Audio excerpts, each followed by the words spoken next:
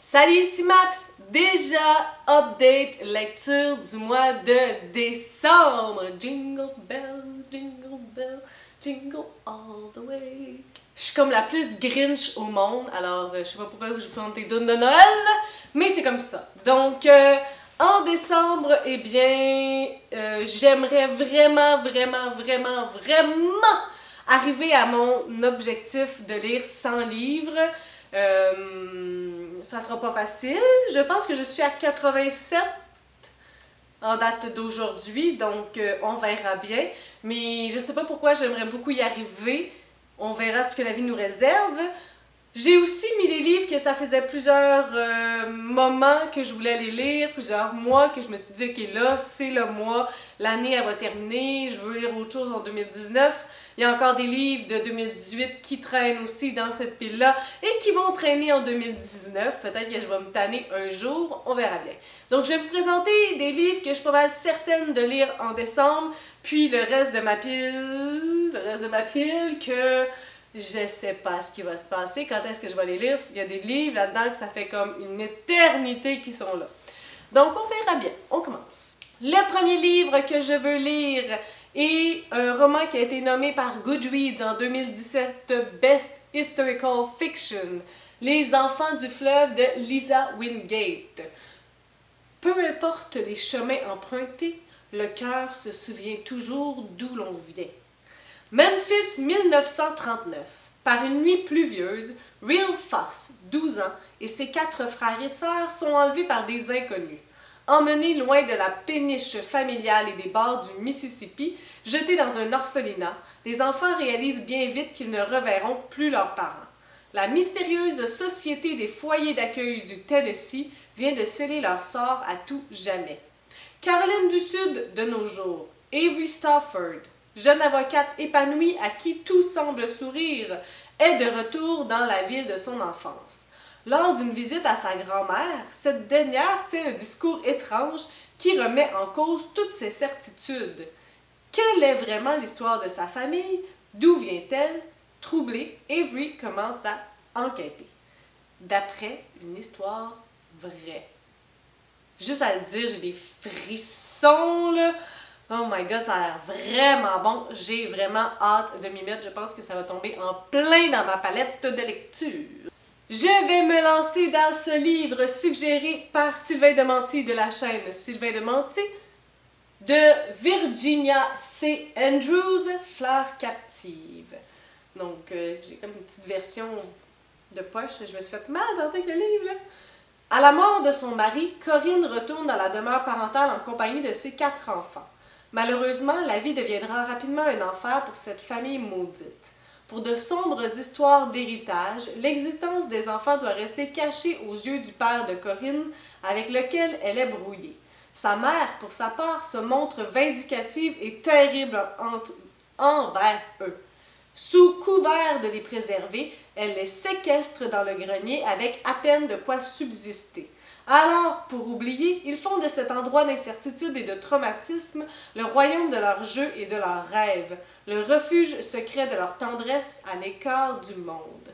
Mais les jours deviennent des semaines et les semaines des mois. Très loin d'être au bout de leur surprise, dans cette atmosphère délétère de complots familiaux, leur seul objectif demeure de s'échapper à n'importe quel prix. Ça a l'air vraiment twisted, j'ai hâte de le lire. J'ai reçu des beaux cadeaux de l'auteur de ces livres, donc Dani Rotondo, Les gardiens du temps, le tome 1 et le tome 2. Le tome 1, c'est Les perles du passé, le tome 2, c'est le grand livre d'incantation. 3 humains deviennent, malgré eux, les protecteurs de perles possédant le pouvoir de voyager dans le temps. Oh! Des voyages dans le temps! Ça me fait penser à la série que j'avais lue. J'ai juste comme les voyageurs dans le temps. C'est pas de même que ça s'appelait. Il y avait Ruby Rouge, il y avait Vert Émeraude, il y avait la trilogie. Non, pas ça. J'ai un gros blanc dans ma tête. Je vous mets l'image ici. Du premier livre, et il y avait des voyages dans le temps, et c'était jeunesse. et c'était de Kirsten Gere. Je me souviens juste pas du nom de la série. Pierre Laventure, Billy Swatch et Sarah Quest tenteront de survivre à leur voyage inattendu de l'Égypte antique à la France déchirée par la Grande Révolution. Sauront-ils déjouer les plans machiavéliques des démons et protéger le monde des humains en plus de celui des dieux? Oh, on tombe dans ma palette du fantastique, j'aime ça. Donc, l'auteur m'a mentionné que je devrais être en train de me ronger les sangs à la fin du premier et que je vais vraiment vouloir lire le deuxième, que je vais vouloir les lire back-to-back. Alors, je les ai mis ensemble. Laissez-moi me surprendre, je vais me laisser surprendre parce qu'habituellement c'est pas mon cas de vouloir lire ça back to back, donc on verra. Je les ai mis ensemble, on verra. Merci à l'auteur qui me les a envoyés et me les a signés. À Maps, bonne lecture, bon voyage dans le temps. Merci. J'avais commandé ce livre-là il y a quelques mois. Delphine de Vigan, Rien ne s'oppose à la nuit. J'avais lu Nos et moi de Delphine de Vigan, une histoire sur une jeune fille sans domicile fixe, et ça m'avait vraiment bouleversée comme histoire. Donc je voulais renouveler l'expérience avec Delphine de Vigan. De ce que j'ai entendu, par contre, ce livre-là est très différent de l'autre, mais là j'ai décidé de le mettre dans ma pile pour décembre. Je veux vraiment le lire. Ma famille incarne ce que la joie a de plus bruyant, de plus spectaculaire, l'écho inlassable des morts et le retentissement du désastre. Aujourd'hui, je sais aussi qu'elle illustre, comme tant d'autres familles, le pouvoir de destruction du verbe et celui du silence. Signé Delphine de Vigan. Donc, est-ce que c'est un peu autobiographique? Je me suis pas renseignée, donc à voir. Celui-là aussi, il est dans ma pile du mois de décembre parce que je l'ai acheté au Salon du livre de l'Outaouais en mars 2018 et j'avais lu le premier, qui est celui-là, Un monde mort comme la lune de Michel Jean et mon Dieu, juste d'y penser, j'ai encore des frissons. Il m'a bouleversée et ce mot est trop faible pour être dit. Il m'a complètement chaviré, détruit, il m'a pris, il m'a repris, il m'a déchiqueté. C'est ça qui s'est passé. Alors allez voir ma vidéo de ce livre-là. Oh my God. Donc, comme j'aime vivre des émotions pures et qui me détruisent, eh bien, je me suis dit que j'allais lire la suite des histoires de Jean-Nicolas Legendre, qui est Tsunami, toujours écrit par Michel Jean. Donc, je ne veux pas vous lire le quatrième de couverture parce que ben, ça va un peu spoiler ce qui s'est passé avant. J'ai mis mon téléphone à la place d'un livre pour me faire penser. Arnaud Niklas m'avait envoyé son premier tome au mois d'octobre, au mois de novembre, et j'en ai fait la critique. Loup, allez voir ça. Le deuxième tome sort en janvier et il me l'a envoyé en pré-sortie, quelque chose. Donc, merci beaucoup encore à l'auteur et je vais lire le deuxième tome sans faute au mois de décembre et je vais vous donner mon avis en pré-sortie, avant tout le monde. Je suis vraiment excitée, c'est la première fois que ça m'arrive que j'ai un livre avant qu'il sorte, à pouvoir vous donner mes émotions et mes sentiments et tout avant. Donc merci beaucoup, je vous mets la page couverture ici, elle est beautiful, elle est très belle. J'aime le style, je sais pas, c'est dur à dire pourquoi je tripe autant sur les couvertures, même la première je la trouvais vraiment très belle. Alors j'ai hâte de savoir où ça s'en va parce que le premier, il était trop court. C'était tellement bon, c'était comme déstabilisant, mais c'était trop court. Donc est-ce que le deuxième sera à la hauteur? Parce que moi puis les deuxièmes tomes, si vous ne savez pas, je peux être assez difficile sur les deuxièmes tomes. Je veux continuer ma relecture de ma série Les 7 Royaumes de Cinda Williams-Shima, la série. Et le troisième tome, c'est Le Trône du Loup Gris. Donc j'ai relu le tome 1, j'ai relu le tome 2, je suis rendue à relire le tome 3 parce que je veux lire pour la première fois le quatrième tome. Mon objectif, c'était de le faire avant la fin 2018. Je pense que ça va être peu probable.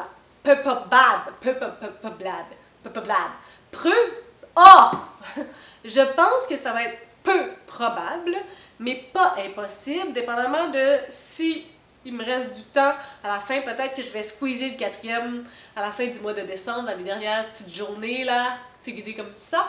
Mais c'est vraiment une série fantastique que j'aime beaucoup, beaucoup, beaucoup. Et j'ai jamais lu le 4e parce qu'il était introuvable, donc j'ai hâte d'être rendu là, d'avoir mon esprit frais, de me souvenir de tous les détails et de faire comme « Ah! » Incroyable.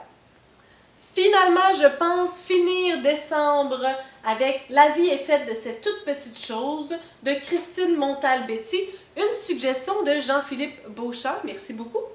Je suis en train de perdre mon chandail. Donc, avez-vous jamais pensé à remercier vos spaghettis de se tenir aussi sagement dans votre assiette au lieu d'onduler en manière de petits serpents jaunes tout autour de vous? À éprouver de la reconnaissance pour l'eau qui, sortant de votre pomme de douche, se laisse docilement diriger vers votre corps qu'elle asperge agréablement. La gravité, je vous l'accorde, est cause que nous tombons ou que se brisent, hélas, des objets auxquels nous tenons, mais elle retient avec bonheur nos semelles à la croûte terrestre et organise gentiment le monde autour de vous, de nous, pardon. Là-haut, une fois gagné l'impesanteur, les choses en vont bien autrement. En juillet 2011, la dernière navette habitée s'élève dans le ciel de Floride et amène Sandra, Fergie, Doug et Rex vers la Station spatiale internationale, la dernière mission d'Atlantis, comme si vous y étiez. Ça a vraiment l'air particulier, un univers peut-être que je ne lis pas souvent, alors je suis curieuse et ça va être à suivre. Sans vous en parler de long en large, je peux vous montrer ce que je me suis prévu pour le après. Par contre, je pense qu'il y a moins un ordre établi pour ce qui va arriver après ce livre-là. Ça va dépendre de beaucoup de choses. Donc, il va y avoir ce livre-là qui est dans ma pile à lire depuis une éternité. Moi, Simon, 16 ans, Homo sapiens, de Becky Albertalli. La relecture du journal d'un vampire de L.J. Smith, qui est là aussi depuis 2 éternités. La fille de Braise et de Ronce de Rick Carson, qui est aussi là depuis 3 éternités. La prophétie de Glendower de Maggie Stiefvater, qui est aussi là depuis 4 éternités. Sa Majesté des Mouches de William Golding, qui est là depuis 5 éternités. Le cycle d'Ender 3, Xénocide de Orson Scott Card, qui lui est là depuis un petit peu moins longtemps. J'avais lu le tome 1 et le tome 2, vous pouvez aller voir mes vidéos, et c'était parce que c'est la série préférée de mon copain, donc j'ai un peu subi ça, hein, je pouvais pas lui dire non, il est comme, ben t'aimes lire, lis ma série préférée. Donc, mais non, je l'aime, c'est pas ça. Donc, lui, il est là par contre depuis un petit peu moins longtemps, mais je sais pas quand est-ce que je vais m'y rendre. La Bête et sa mère de David Goudreau, que j'ai vraiment envie de lire et que j'ai sorti de ma bibliothèque à moi, pour le mettre là, pour le mettre un peu en avance. Vas-y, vas-y, lis-le. Donc, puis j'ai entendu tellement de belles choses, de la trilogie au complet, donc je suis vraiment curieuse et je veux y aller. Dérive de Biz, j'ai lu Naufrage de Biz et j'avais été bouleversée. Donc, je l'ai aussi, puis regardez, c'est tout petit, là, je pourrais lire ça en 30 minutes. Là. Mais je l'ai mis dans ma pile en haut pour me presser un petit peu à le lire plus rapidement. Hollow City, le 2e tome de Miss Peregrine et les enfants particuliers de Ransom Riggs. J'ai lu la bande dessinée avant de lire le tome. Je me questionnais beaucoup sur l'ordre, si ça avait une importance ou pas. Finalement, je pense qu'il me manquait beaucoup d'informations à lire que la bande dessinée, ou en tout cas à lire la bande dessinée avant de lire le roman. Donc j'ai le roman encore dans ma bibliothèque. J'étais pas prête tout de suite à lire le roman après avoir lu la bande dessinée parce que j'avais fait ça pour le premier puis c'était comme trop. Donc là, il est là, mais quand est-ce que je vais le lire? Une suggestion de mon amie Julie Whistle, le livre Le miroir de Cassandre de Bernard Werber, qui était aussi au Salon du livre de Montréal en 2018, qui était un des invités d'honneur. Donc, il est nouvellement quand même sur ma pile comme presse-toi à lire. Ça ne dit pas grand-chose en plus à l'arrière, ça dit juste « Et vous, que feriez-vous si vous pouviez voir le futur et que personne ne vous croit? » Je pense que je capoterais ma vie. Je serais comme « Non, mais je l'ai vu! Non, mais tu comprends pas! » Je pense que je passerais pour une Christie de folle. C'est sûr, c'est sûr. Moi, là, je pourrais pas laisser les choses aller si je les ai vues. Oh my god, je capoterais. Donc, le sujet a l'air vraiment intéressant. C'est quand même une bonne brique. mais je pense que je vais le lire seulement en 2019. Et finalement, Livana, qui est un tome copain de la série Chroniques lunaires de Marissa Meyer.